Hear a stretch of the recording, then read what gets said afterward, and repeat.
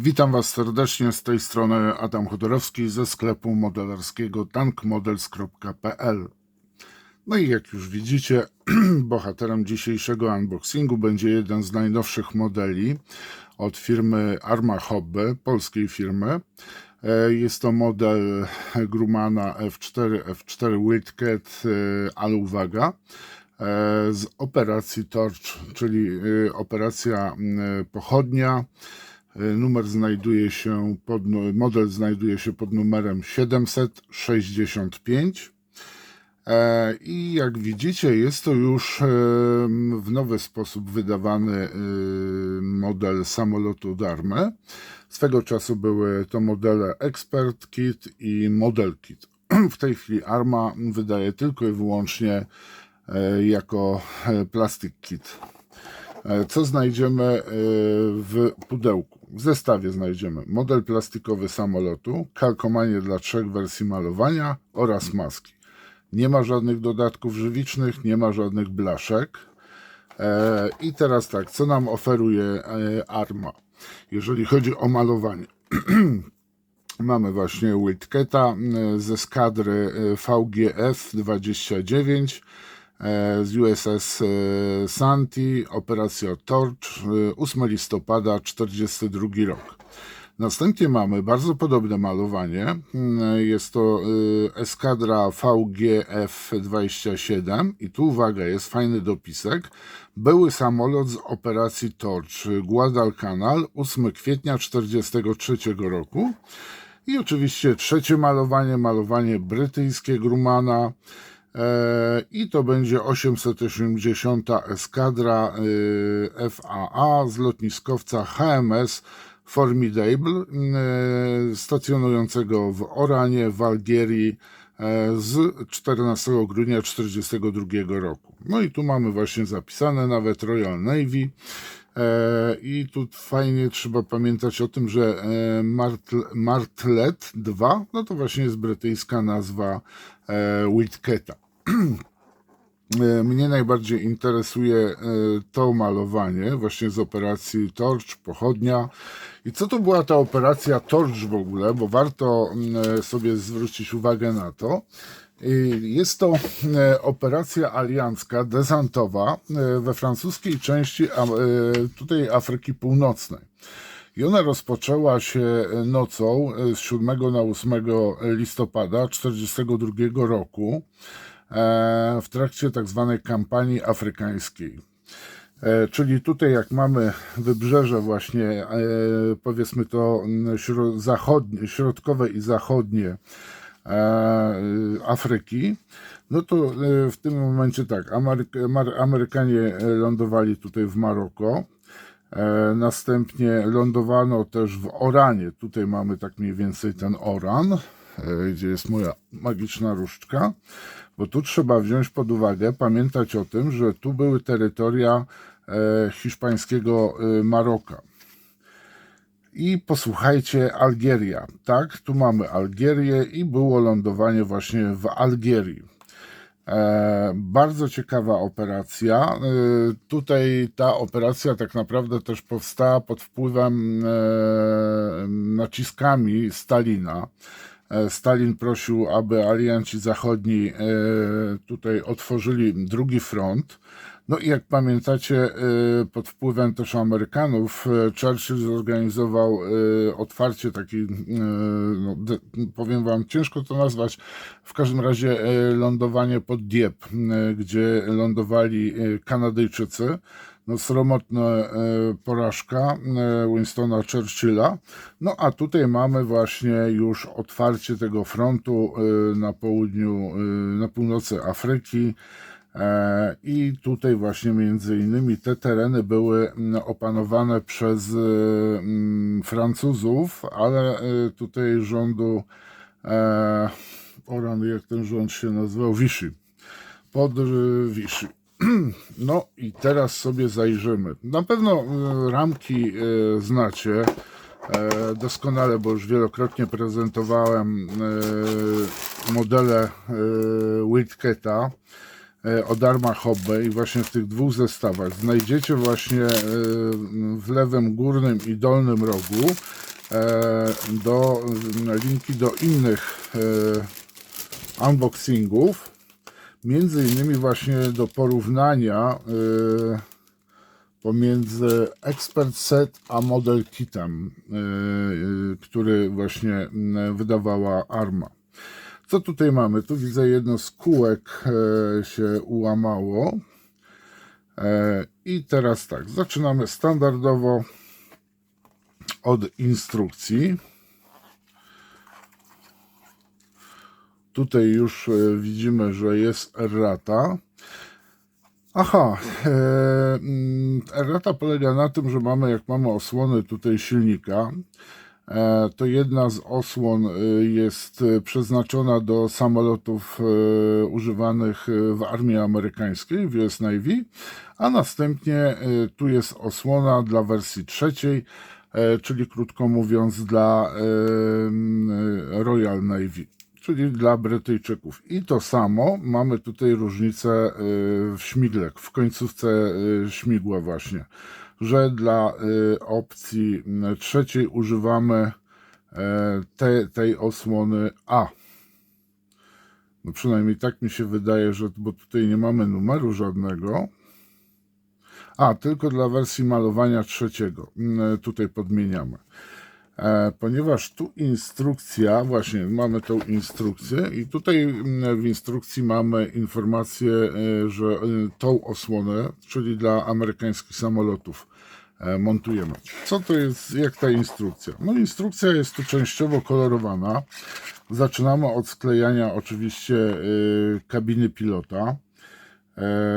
Jak mamy pomalować tą kabinę, następnie przechodzimy do jednego z cięższych etapów sklejania Grumana, a mianowicie chodzi o sklejenie podwozia.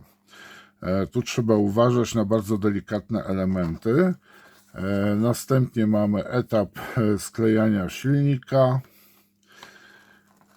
Następnie tutaj jest ten element taki właśnie podwozia, który jak tutaj jest wejście, gdzie chowa się podwozie, to właśnie sklejamy te elementy, ponieważ te elementy są one widoczne. Jeżeli sobie odwrócimy samolot, no to w tym momencie widzimy te elementy. I tu mamy właśnie jak je sklejać.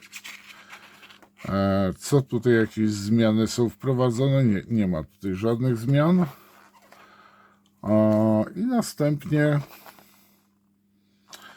mamy też uwagę od producenta, że dla zamontowania zbiorników należy nawiercić otwory w skrzydłach, od spodu oczywiście.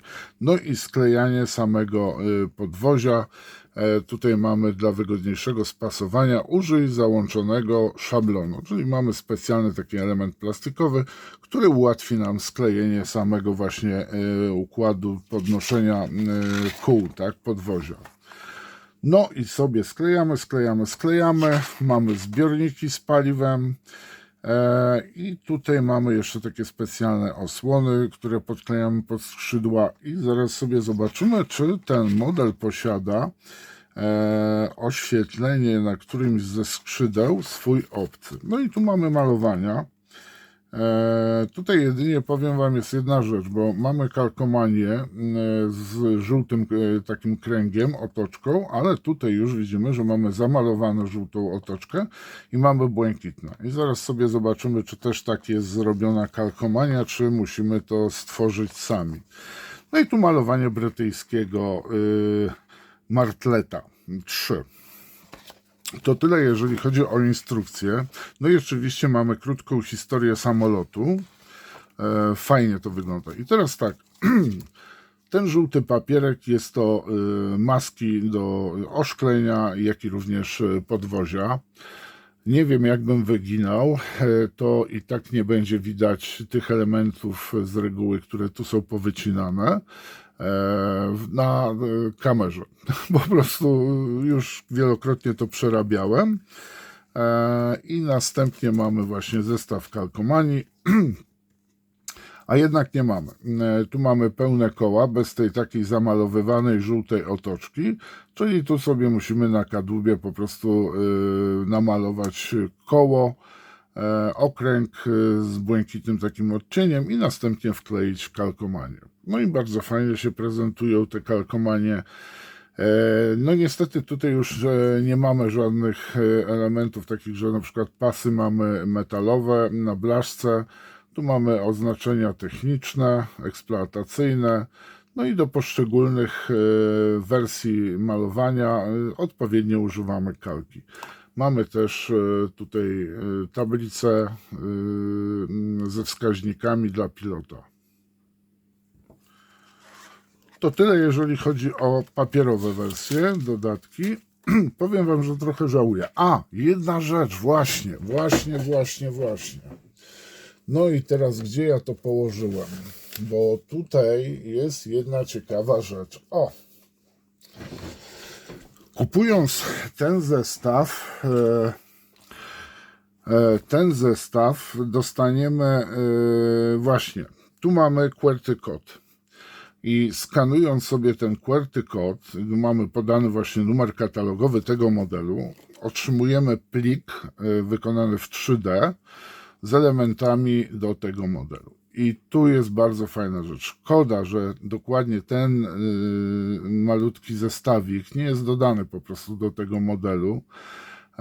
Trzeba go oddzielnie, znaczy tu go trzeba wydrukować, czyli mniej więcej no nie można na krzywą paszczę wiecznie wykorzystywać znajomych wydrukuj, no tylko po prostu to jest dodatkowy koszt dla nas, czyli mniej więcej zwiększa nam koszt o jakieś, można powiedzieć, 20 zł, od 10 do 20 zł po przyjacielsku. No i mamy bardzo fajnie tutaj fotel już z pasami. Następnie mamy elementy podwozia, do silnika elementy, to nie wiem za chińskiego Boga co to jest, no i mamy dwie bomby. No i jeszcze jakiś element. Tu już trzeba sobie po prostu popatrzeć dokładnie z instrukcją, jaka jest też dołączona do tego pliku. W każdym razie mamy fajny fotel, wydrukowany w 3D z pasami, nie taki, zaraz wam pokażę jak wygląda fotelik, taki kubełkowy wygląda. Zaraz będziemy przeglądać. No i teraz tak, stara znana ramka, tu mamy te dwa rodzaje osłon silnika, no ale pozwolicie, żeby jeszcze lepiej, żebyście widzieli, to przybliżę kamerę. No i jedziemy z tym koksem. Tak jak mówiłem, jedna osłona to jest właśnie osłona do brytyjskiej wersji Grumana. Mamy bardzo ładnie wykonane skrzydła, detal jest niesamowity, a tutaj mamy, proszę bardzo, osłony do amerykańskiego. Dobrze mówię? Dobrze mówię. Następnie bardzo lubię w Armie, że kadłub, skrzydła, jak i również tylne stery są, posłuchajcie, z matowionego plastiku, nie takie świecące jak pozostałe elementy, tylko są one matowe i bardzo dobrze widać detal. No powiem wam, że po prostu jeżeli chodzi o zdetalowanie tego modelu, no to jest rewelacyjne. I tu mamy też do wklejenia właśnie owiewcy, szybki, które znajdują się na ramce z przezroczystego plastiku. No i jest tego trochę tutaj do sklejania. Tak samo mamy dwie osłony tu, gdzie montujemy, takie dwa elementy, gdzie montujemy śmigło. No i tak samo mamy dwie osłony te zamykające pierwsze, czyli mamy tutaj do wersji amerykańskiej i do wersji brytyjskiej, jeżeli się nie mylę. Nie powinienem się mylić. No i pozostałe elementy. Mamy tak, śmigło, czyli tutaj jest jeden rodzaj śmigła. Nie widzę na elementach nadlewek, ale zaraz zobaczymy właśnie, jak są przymocowane. Tu jest jedna rzecz, na którą trzeba uważać. Arma robi w ten sposób mocowanie skrzydeł, że to mocowanie jest na samej krawędzi. I tu trzeba uważać przy wycinaniu, ze względu na to, że możemy sobie, jak jest cieniutka powierzchnia, tak jak tutaj mamy skrzydła, to trzeba tak uciąć, żeby później to przypiłować, ponieważ, żebyście widzieli to dobrze w kamerze, te elementy potrafią uszkodzić nam przy wycinaniu na przykład, potrafią uszkodzić nam skrzydło, wyłamać częściowo, albo taki biały tworzy się obrys. Więc na to trzeba uważać przy wycinaniu i następnie trzeba te fragmenty dobrze przypiłować. Jeżeli chodzi o mocowanie kadłuba, no to już tutaj kadłub jest do wewnętrznych krawędzi. No ale jeżeli chodzi o skrzydło, widzicie, gdyby to było tu mocowane, to by było super. Dalej, jeżeli chodzi o mocowania, no trzeba bardzo uważnie wycinać te drobne elementy. Tutaj widzę delikatne jakieś nadlewki, przynajmniej tak mi się wydaje. A tu mamy ten wzornik właśnie do układania elementów podwozia. Czy widzicie go? O, to jest ten dings. I teraz kolejna ramka. I tu nie za bardzo wiem dlaczego. Aha, dobrze, brytyjskie i amerykańskie koła. Tu mamy dużo elementów związanych właśnie z kabiną pilota. I gdzie jest ten kubełek? O, zobaczcie, tak wygląda fotelik pilota standardowy, tak? A z zestawu wygląda dużo lepiej ten kubełek, w którym zasiadał sobie pilot. Jest zupełnie inny fotelik. Dużo lepiej prezentuje się. I powiem wam, że tutaj, jeżeli macie możliwość, to po znajomości, za jakąś drobną opłatą 10-20 zł, niech wam kumpel to wydrukuje. Nic na sępa, bo po prostu wyjdziemy na jakichś sknerusów. Nie róbmy z tego z siebie też dziadów. I teraz tu mamy fajną rzecz, znaczy tutaj fajną rzecz. Tutaj trzeba uważać, bo już się tworzą, widzę, nie pierwszy raz widzę, że tu są nadlewki i trzeba troszeczkę z nimi powalczyć. No tu mamy koła amerykańskie, do brytyjskich wersji z tego co kojarzę, ale możemy to oczywiście jeszcze sprawdzić w instrukcji. Tutaj mamy, z tego co widzę, to tutaj światła nawigacyjne, by później właśnie, o tu są te światła, których częściowo usuwamy do pewnych wersji. I tutaj mamy też kąt, czyli wiecie co, tutaj używamy tylko i wyłącznie kół A34, A35. Tak, czyli A34, A35, czyli pełnych tych kół używamy. Te nam zostają w zapasie. No mamy zbiorniki z paliwem, no i oczywiście możemy sobie też te bomby podwiesić, jeżeli wersja na to zezwala. No i ostatni element, jest to ramka z oszkleniem.